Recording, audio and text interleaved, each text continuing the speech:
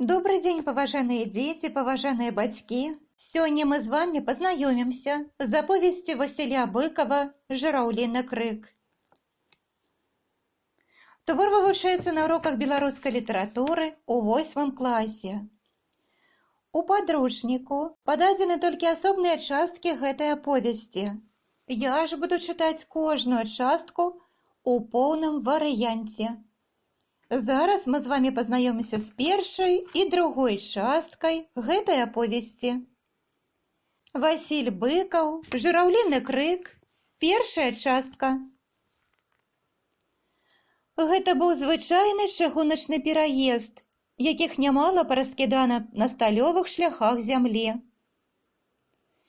Ён набраў тут зручную мясціну пуці, дзе скончыўся насып, што пралёг па асакаватай голай балацявіне, і рэйкі ўз'езджанай аднапуткі беглі па жвіры амаль на ўзроўні зямлі.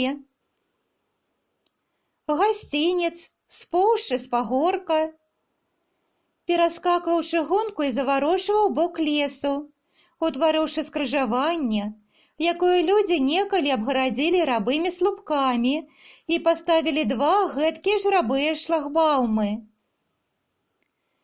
Побач адзінока мясцілася тынкаваная будка-старожка, дзе ўсё ўжо драмаў ля напаленай печкі які-небудзь бурклівы дзед-вартаўнік. Цяпер у будцы не было нікога. Восеньскі забіяка вецер раз-пораз рыпаў яе насцеж расчыненымі дзвярыма. Выскалечаная рука чалавека тырчаў у сцюдзёнае неба абламаны шлагбаум. Другога зусім не было. Ніхто ўжо не дбаў пра гэтую чыгуначную пабудоўку. Новыя, куды больш важныя клопаты адолелі людзей, і таго, хто некалі гаспадарыў тут, і гэтых, што спыніліся цяпер на закінутым знямелым пераездзе. Захінуўшыся ад ветру каўнярамі зашмальцаваных, аблепленых глінай шынялёў, шасцёра іх стаяла купкай ля зламанага дышля шлагбаума. Тулячыся адзін да аднаго, яны маркотна пазіралі ў восеньскую далеч і слухалі камбата, які ставіў ім баявую задачу. Дарогу трэба перакрыць на суткі. Сіпатым, прастужаным голасам казаў капітан, высокі кастлявы чалавек з зашчаціненым, змораным тварам. Вецер злосна ляскатаў рогам плашч палаткі па яго запэцканых ботах, матляў на грудзях доўгія матузы завязак. Заўтра, як сцямнее, адыдзеце за лес, а дзень трымацца. Там, у полі, куды яны невясёла ўглядаліся, высіўся касагор з дарогай, ля якой траслі пажоўклым лісцем дзве вялізныя каржакаватыя бярозы. І за ім, дзесьці на даляглядзе, заходзіла нябачнае сонца. Вузенькая шчылінка святла, прарэзаўшыся ў хмарах, як лязо вялізнае брытвы, матава блішчала на небе. Сумны восеньскі адвячорак поўніўся шырасцю фарбаў, надакучлівай сцюдзёнай золлю і усеабдымнай трывогай навісла над краем бяды. А як жа з шансавым інструментам?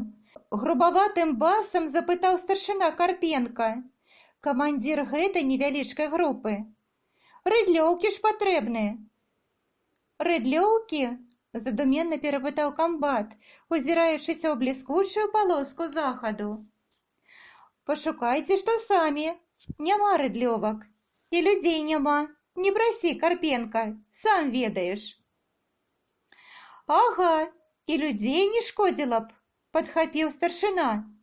А то што пяцёра? А то вунь адзін, новенькі да гэта вучоны, ваякі мне. Злосна бурчаў ён, стоячы бокам да камандзіра. Супрацьтанкавыя гранаты, патроны к пэтару. Колькі можна было, вам далі, а людзей няма. Стаяў на сваім камбат. Ён яшчэ паўглядаўся ўдалячынь, зачараваны бляскам захаду, а пасля, устрапянуўшыся ад задумы, павярнуўся к Карпенку, мужнаму, прысадзістаму, шыракатвараму, з рашучымі вачыма і цяжкімі сківіцамі. Ну, жадаю удачы. Ён падаў руку, агорнуты новым клопатам. Старшына раўнадушна паціснуў яе, гэтак жа стрымана паціснуў халодную камбатаву далонь і вучоны, у акулярах, высокі, сутулы баец Фішер. Без крыўды, шчыра зірнуў на камандзіра другі няўдака, на якога скардзіўся старшына.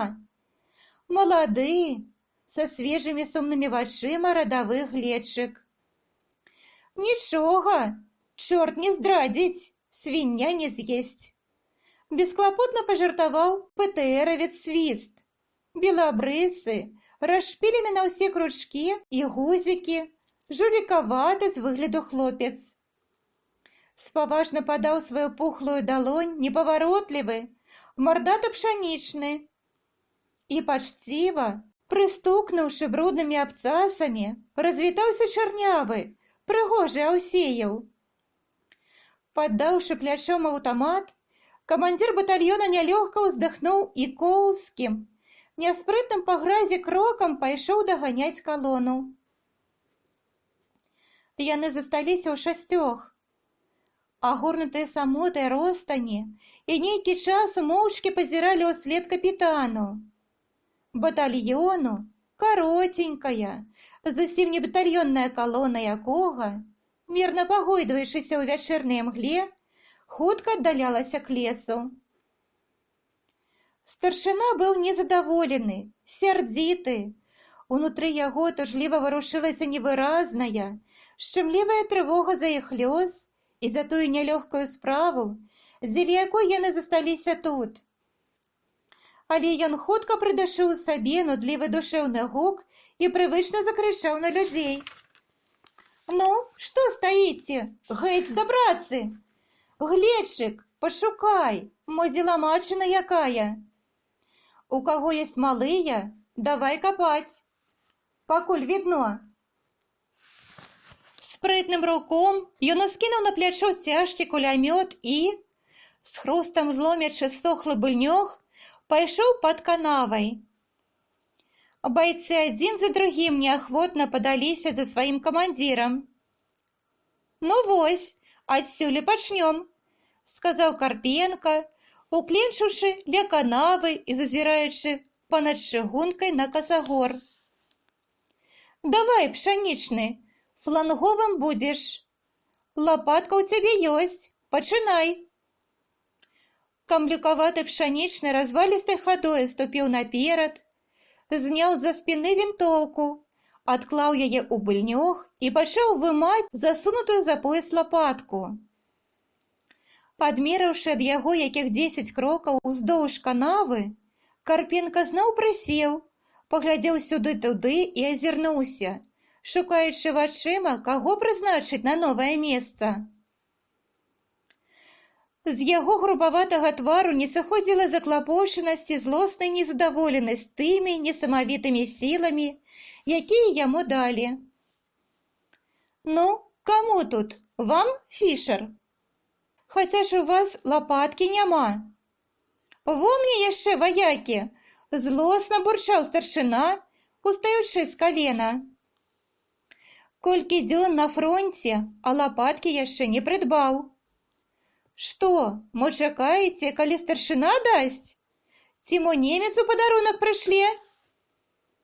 Фішер не апраўдваўся і не пярэчыў, але, бянтэжачыся ад непрывычнай вымовы, толькі няўклюдна горбіўся і без патрэбы папраўляў акуляры ў чорнай металёвай аправе. Урэшце, чым хочаце, а капайце, злосна кінуў Карпенка, пазіраючы некуды ўніз і ўбок. Мая справа маленькая, але каб пазіцыю абсталяваў, як мае быць. Ён рушыў далей, моцны, эканомны і упэўнены ў рухах, З такім выглядам, быццам быў не камандзірам узвода, а па меншай меры камандзірам палка. За ім пакорліва і абыякава падаліся свіст і Аўсеяў. Азірнуўшыся на заклапочанага Фішера, свіст саўгануў на брыво пілотку і, выскаляючы белыя зубы, бяскрыўдна пакпіў. От задачка прафесару, ярына зялёная, дасца ў знакі. Не балбачы, лепш ідзі пад той белы слупок ля пуці. Там і капай, загадаў старшына. Свіст збочыў у бульбянішча, яшчэ раз з усмешкай азірнуўшыся на Фішера, які нерухома стаяў ля сваёй быльняговай пазіцыі і заклапочана чухаў няголеныя пашчэнкі. Карпенка з Аўсеевым падышлі да старожкі. Старшына па-гаспадарску пакрадаў расчыненыя рыпучыя дзверы і пераступіў парог пакінутай будыніны.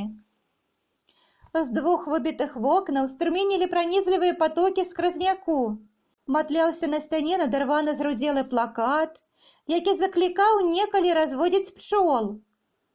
Моцна смярдзела сажай, пылам і яшчэ нечым нежылым і непрыемным.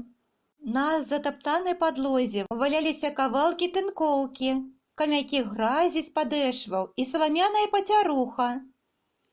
Старшына моўчкі аглядаў скупыя сляды былога чалавечага ўтулку, Аўсеяў стаяў ля парога. Вось каб сцены таўсцейшыя, было б укрыцце. Падабрэўшым тонам разважліва сказаў Карпенка. Аўсеев выцягнуў руку, памацаў абабіты бок грубкі. «Што думаеш, цёплая?» – строга усміхнуўся Карпенка. «А давайте напалім. Раз не хапае інструменту, можна па чарзе капаць і грэцца», – ажывіўся стрыманы дагэтуль баец. «Га, старшына?» «Ты што, да цешчы ў госці прыйшоў? Грэцца? Чакай, вось падыдзе раніца, ён табе дасць прыкурыць. Спякотна стане». «Ну, дык што ж, спякотна? А які сэнс мерзнуць? Давай распалім у печцы, вокны замаскіруем. Га, камандзір?» – дамагаўся Аўсеяў, лена паводзячы чорнымі цыганскімі вачыма. «Не балбачы, ідзі вунь каля свіста, займай пазіцыю і давай асталёўвацца». Карпенка выйшаў з будкі і сустрэў Гледчыка, які цягнуў аднекуль скрыўлены прэнт. Убачыўшы камандзіра, ён спыніўся і зважліва паказаў іржавую жалезіну. «Вось нібы ломік раздрабняць, а выкідваць жменямі можна». Гледчык вінавата усміхнуўся, старшына няпэўна паглядзеў на яго. Хацеў сказаць нешта строгае, але, змякчэўшы ад наіўнага выгляду маладога байца, сказаў проста: «Ну, давай, вось тут будзеш капаць, на гэты бок каравулкі, а я ўжо на той бок, у цэнтры. Давай, не марудзь, пакуль відно». Другая частка. На змярканні за лесу напаўзлі шызыя змрочныя хмары. Сваім шчыльным цяжарам яны зусім загрувасцілі неба, затулілі блішчастую шчыліну над касагорам. Стала пагрозліва, трывожна і сцюдзёна. Вецер з шалёнай восеньскай лютасцю абтрасаў бярозы над шляхам. Церабіў, вымятаў ліствяны маладняк прысадаў, гнаў цераз чыгунку ў шэрую далі шапатлівыя статкі лісця. Каламутная вада ў лужыне ад напору ветру аж выплёсквалася з дарогі і пырскала на ўзмежак сцюдзёнымі бруднымі кроплямі. Байцы на пераездзе рупна ўляглі ў работу. Капалі, дзяўблі, угрызаліся ў сцвярдзелую залеж зямлі. Пшанічны лец не па самыя плечы закапаўся ў рудую кучу гліны. Далёка навокал, адкідваючы рассыпастыя камякі, зухаватае весела асталёўваўся разгарачаны свіст. Ён зняў з сябе ўсе папругі і вопратку і, застаўшыся ў гімнасцёрцы, спрытна сыпаў з яміны малой пехацінскай лапаткай. У 20 кроках ад яго, таксама над лініяй, час ад часу, спыняючыся, адпачываючы і аглядваючыся на сяброў, крыху з меншым стараннем акопваўся Аўсеяў. Ля самай будкі спрактыкавана ладзіў кулямётную пазіцыю старшына Карпенка. На другі бок ад яго старанна дзёб зямлю расчырванелы, потны глечык. Нарэхліўшы жалезіны грунт, хлопец рукамі выкідваў яго, пасля прыгаршамі выгортваў пясок і зноў дзёб. Адзін толькі Фішер без справы самотна сядзеў у быльнягу, дзе яго пакінуў старшына і, толячы ў рукавы азяблыя рукі, гартаў нейкую кніжку. За гэтым заняткам убачыў яго Карпенка, калі, прыпыніўшы працу, выйшаў з-за старожкі.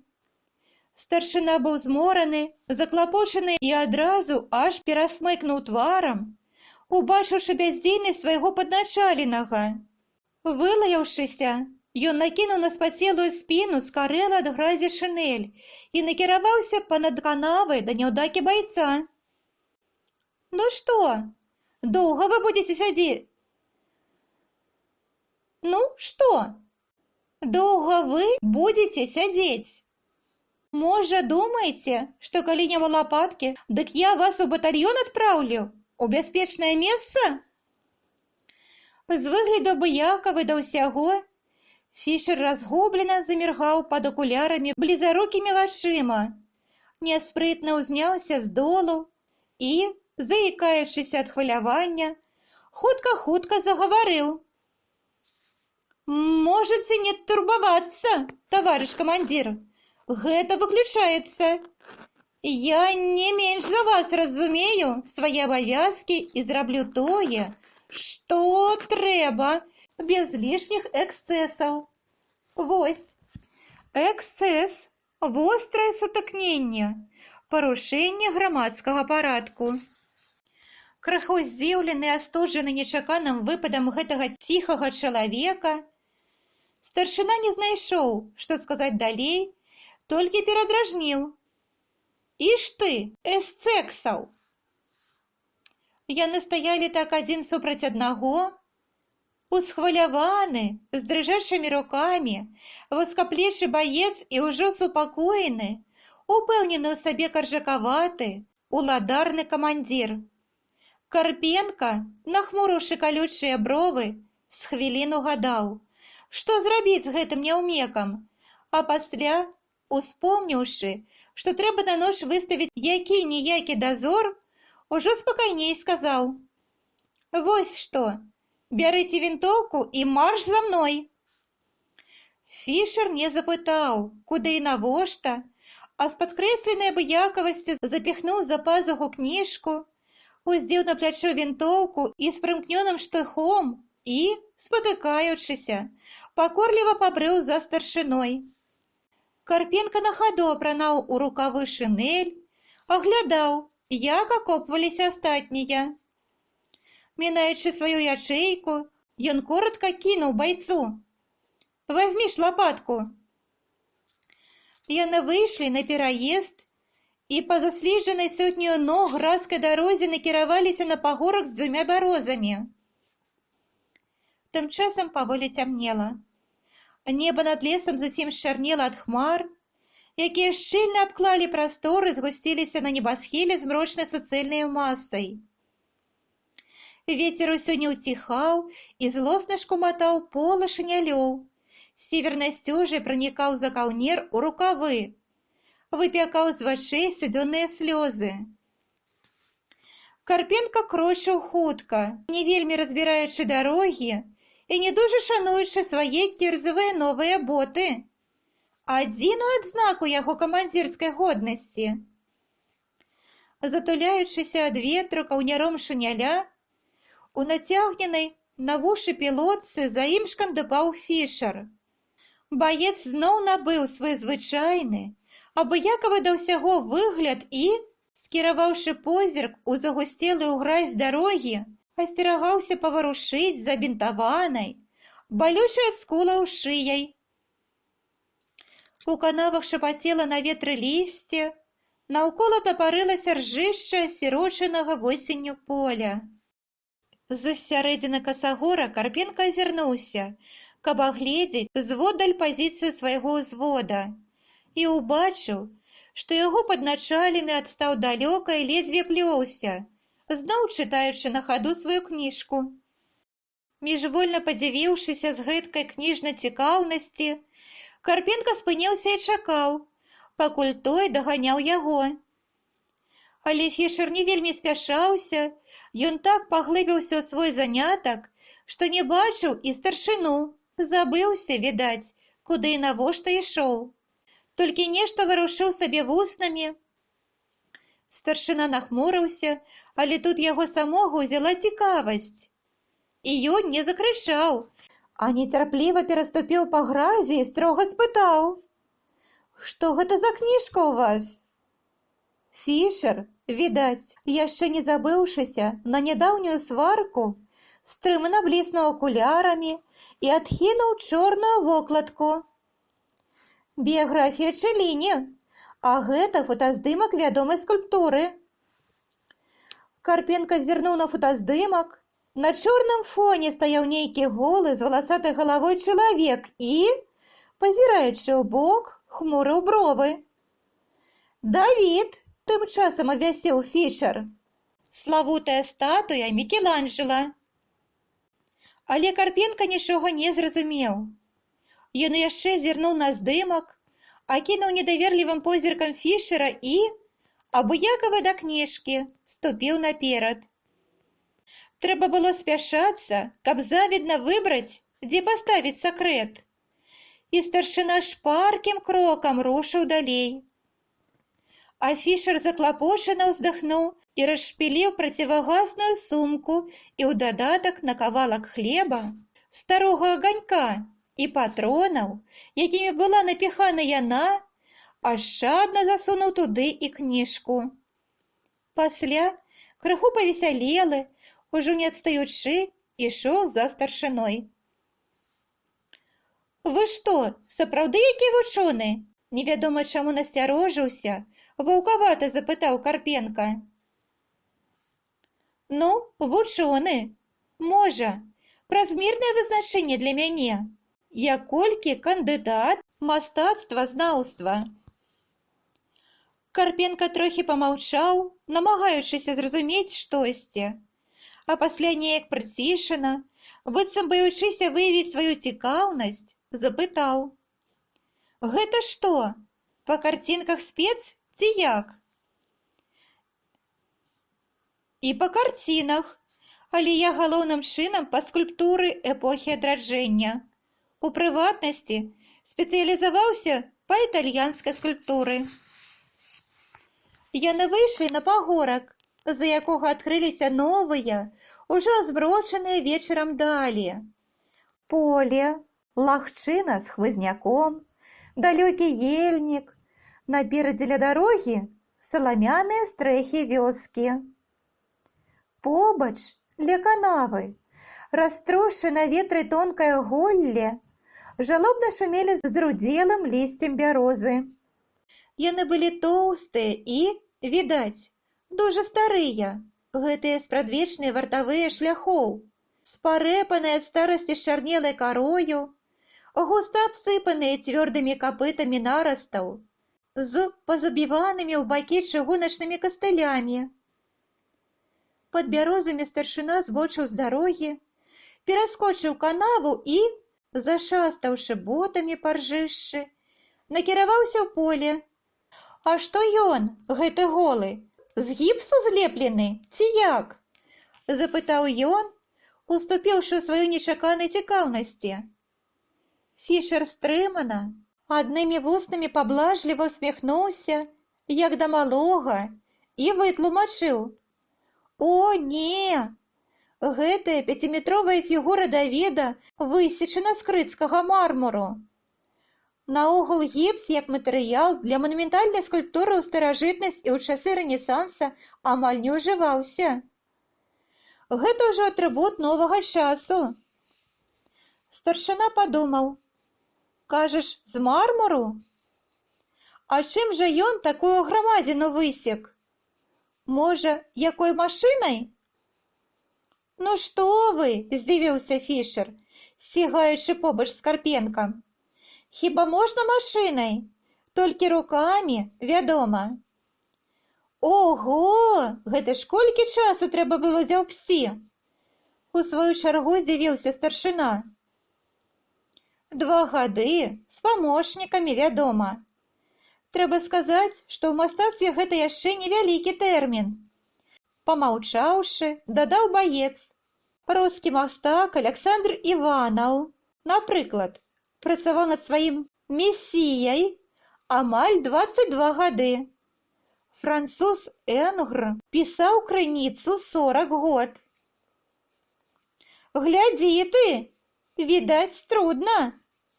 А ён хто такі? Што зрабіў гэтага Давыда?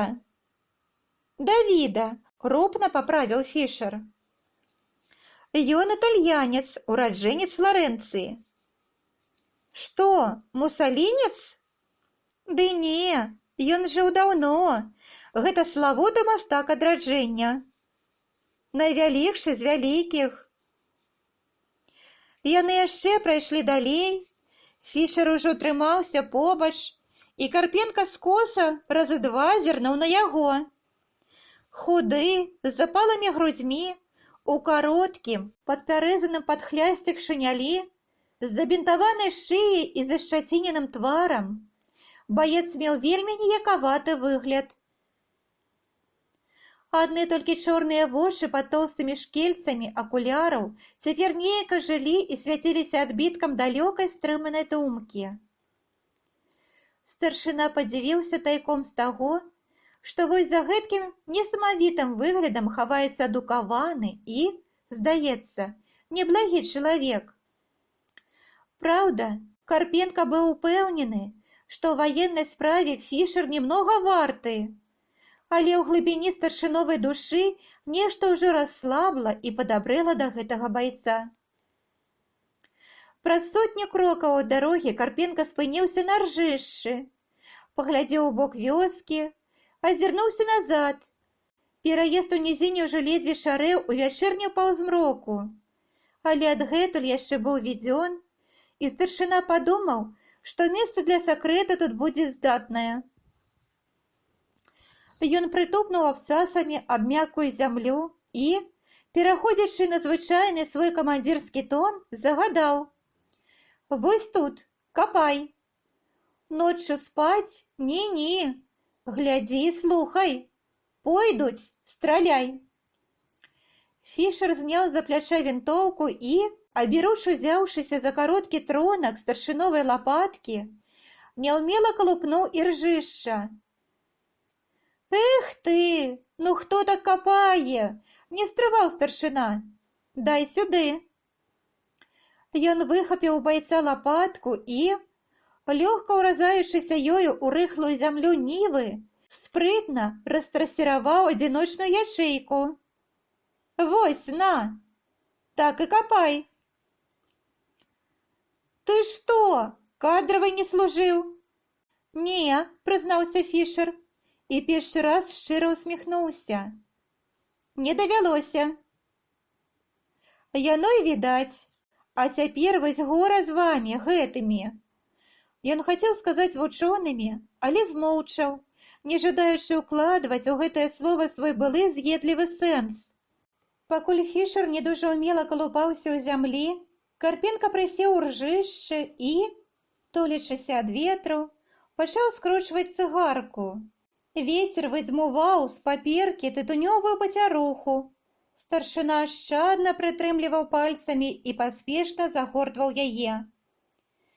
Прыцемкі тым часам усё шчыльней атульвалі зямлю. У вачавіткі зацягваўся змрокам пераезд з будкай і паламаным шлагбаумам. Раствараліся ў ночы далёкія стрэхі вёскі. Толькі па-ранейшаму несціхана і трывожна шумелі ля шляху бярозы. Захінаючы ад ветру трафейную запальніцу, старшына згорбіўся, каб прыкурыць, але раптам яго твар уздрыгнуў і трывожна насцярожыўся. Высунуўшы з каўняра жылістую шыю, Карпенка азірнуўся на пераезд. Фішер таксама ўшыў нешта і, як быў, укленчыўшы на ржышчы, так і здранцвеў у напружанай позе. На ўсходзе за лесам, што быў за іх пераездам, прыглушаная ветрам, зладна раскацілася ўдалечыні хусткастрэльная кулямётная чарга. Неўзабаве на яе адгукнулася другая, радзейшая, відаць, з нашага Максіма. А затым слабым далёкім водсветам, парушыўшы вячэрні змрок, загарэлася і пагасла мігатлівая чарада ракет. «Абышлі!» – з сярдзітай прыкрасцю сказаў старшына і вылаяўся. Ён ускочыў, паўзіраўся ў далёкі сцямнелы краявід і зноў са злосцю, роспаччу і трывогай пацвердзіў: «Абышлі, гады! Халера на іх галаву!» І занепакоены, каб там, на пераездзе, чаго не здарылася без яго, Карпенка шпарка пайшоў панізе ў напрамку да недалёкай дарогі. Паважаныя дзеці, вось і скончылася другая частка аповесці Васіля Быкова «Жураўліны крык». Ставьте, калі ласка, лайки, подписывайтесь на канал. Дякую вам за увагу!